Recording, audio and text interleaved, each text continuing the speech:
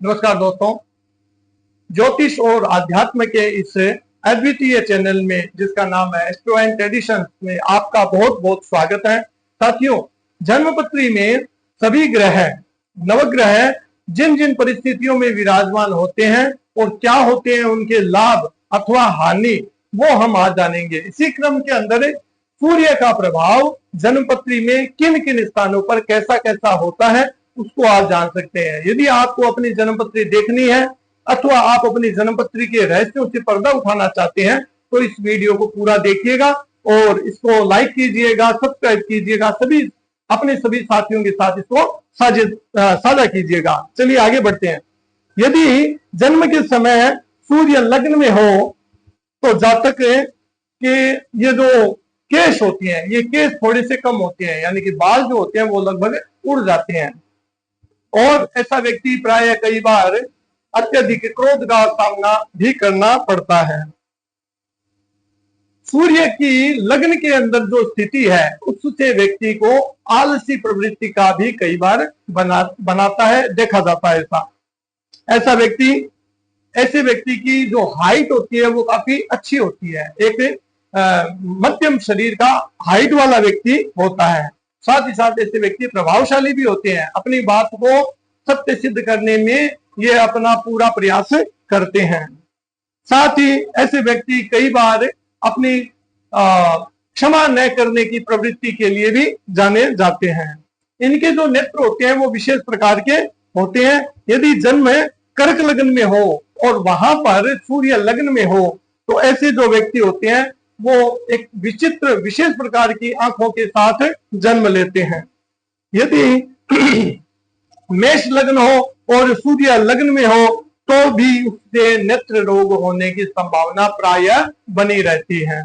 हम बात कर रहे हैं सूर्य के लग्न में स्थित होने के कारण। तो यदि सिंह राशि का सूर्य हो और लग्न में विराजमान हो तो उस व्यक्ति को प्राय दिखने की समस्या होती है, यानी कि थोड़ा सा अंधेरा अथवा थोड़ा सा भी धुंधल का हो जाता है तो ऐसे व्यक्तियों को अपनी आंखों की समस्याओं से जूझना पड़ता है। इनको मेडिकल ट्रीटमेंट की आवश्यकता रहती है। यदि तुला राशि का सूर्य लग्न में हो तो इसके भी बहुत विशेष गंभीर और नकारात्मक परिणाम हो सकते हैं। ऐसा मनुष्य प्राय अपने जीवन में धन को संग्रहित नहीं कर सकता और उसके पारिवारिक जीवन में भी प्राय संकट बना रहता है। अब बात करते हैं सूर्य के दूसरे भाव में। तो सूर्य यदि दूसरे भाव में हो तो ऐसा व्यक्ति विद्या और विनय से संपन्न न होकर के मध्यम धन को प्राप्त करता है और उसके बोलने में भी एक प्रकार का अक्खड़पन होता है, यानी कि वाणी से ऐसा व्यक्ति जो है वो प्राय कठोर हो जाता है और कुछ वाक रोग जो होते हैं ऐसे व्यक्ति को सताते हैं और कई बार छोटे जो बच्चे होते हैं वो लगभग बोलना बहुत देर से सीखते हैं, वो उसी के कारण से होता है।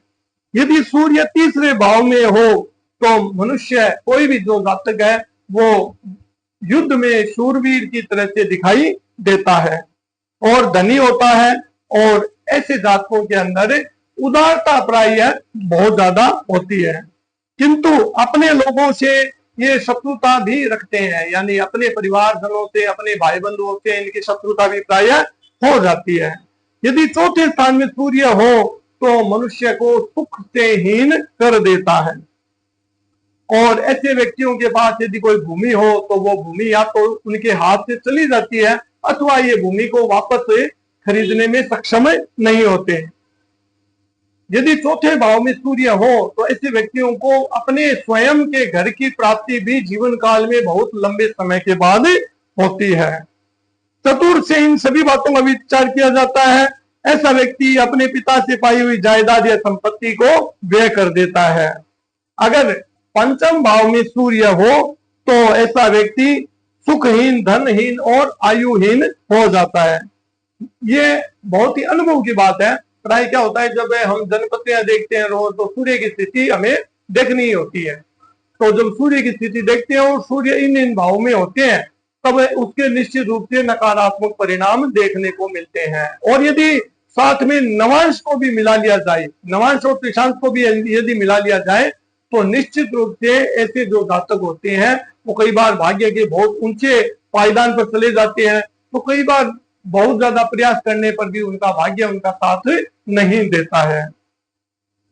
यदि पंचम में सूर्य हो तो जातक बुद्धिमान होता है और उसे पर्यटन का बहुत अधिक शौक होता है। यदि छठे स्थान में सूर्य हो तो मनुष्य राजा के समान सुख को भोगता है, यानी कि उसकी राजकीय सेवा के अंदर काफी दिलचस्पी रहती है और ऐसे व्यक्ति राजकीय सेवाओं के अंदर नित्य निरंतर प्रगति की ओर बढ़ते हैं। हमेशा ध्यान रखिए, छठे स्थान पर सूर्य जो है वो किसी भी व्यक्ति को ऐसी स्थिति देता है जो उसके परिवार में किसी व्यक्ति ने पहले कभी प्राप्त नहीं की हो। ऐसा व्यक्ति प्रसिद्ध होता है और धन की भी ऐसे व्यक्तियों के पास प्रचुरता दिखाई देती है। यदि सूर्य सप्तम भाव में हो तो ऐसा व्यक्ति प्राय जो चर्म रोग होते हैं उनसे ग्रस्त हो जाते हैं और ऐसे व्यक्ति प्राय राजद्रोही भी हो सकते हैं।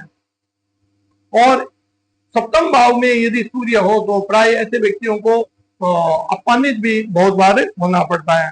सप्तम में सूर्य जो है वो स्त्री सुख को भी नष्ट कर देता है।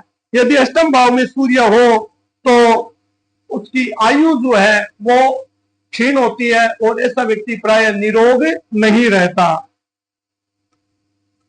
और विगत दृष्टि योग अर्थात नेत्रों की ज्योति मंदी पड़ जाती है।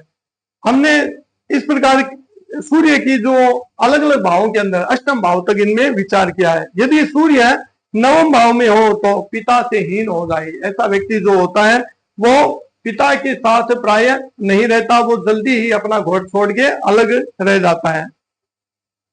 नवम में सूर्य संतान सुख और बंधु सुख देता है, ऐसा व्यक्ति विद्वानों और अपने कुल मर्यादा का सदैव मान रखता है। यदि सूर्य दशम में हो तो जातक को विभिन्न प्रकार की जो सवारियां होती है, जो आवागमन के साधन होते हैं, है ना, और जो ट्रांसपोर्टेशन के साधन होते हैं, कार गाड़ी वगैरह, इनका अच्छा सुख मिलता है और इनकी संतान परम तेजस्वी होती है।